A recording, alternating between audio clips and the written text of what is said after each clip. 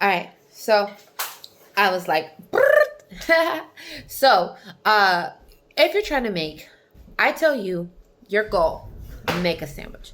That is your only goal. That is your only like initiative that I've given. Okay, make a sandwich.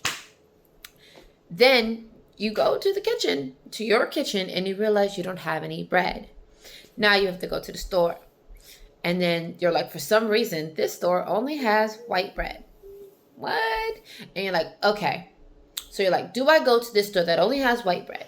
Or do you go to the other store that might have more options that you're feeling? Okay, cool. So you do that. You pick a store. You get back home.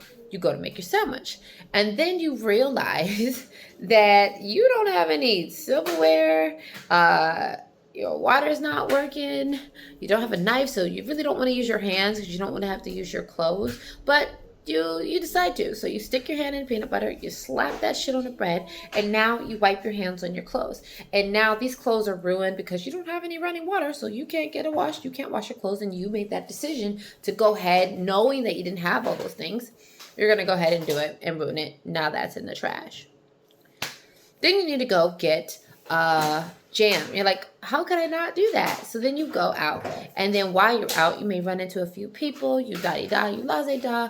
You realize, oh, I still need to go. So you go, and then you go get jam. You come back, and you go get jam.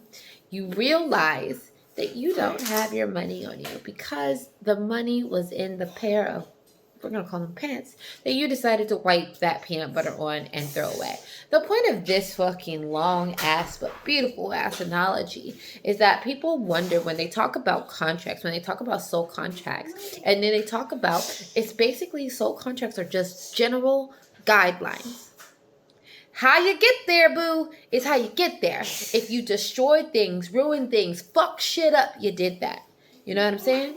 If you decide to build things, work through things, heal through certain aspects as you go through the goal,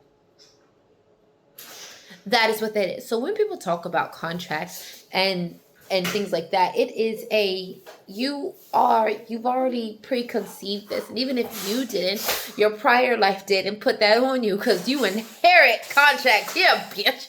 Because your consciousness, you inherit that and you choose to inherit that.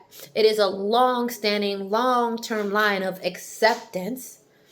And when someone comes into full consciousness and they realize how much acceptance they decided to put on themselves, they're like, that is a fucking lie. And I can see why I wanted to forget. That is so damn hard on the body, on the soul. You literally are breaking up your real life cells. And they are literally reshaping in real fucking time. Do you know how fucking amazing that is? It's happened to me all the time, all the time. My cells are literally reshaping, rewarping, changing in real time. But because we can't see it, because sometimes we may not realize it, we don't really notice that change. I do, but I'm just saying. That's a real fucking thing. Just how amazing, like magical, your fucking body just blasts with this new energy, new acceptance, new alignment, new vibration. And because your body, you now have decided to work in a new vibration, your body has to match. And to match, it can only implode and reform itself in such a fast pace that you don't even notice it.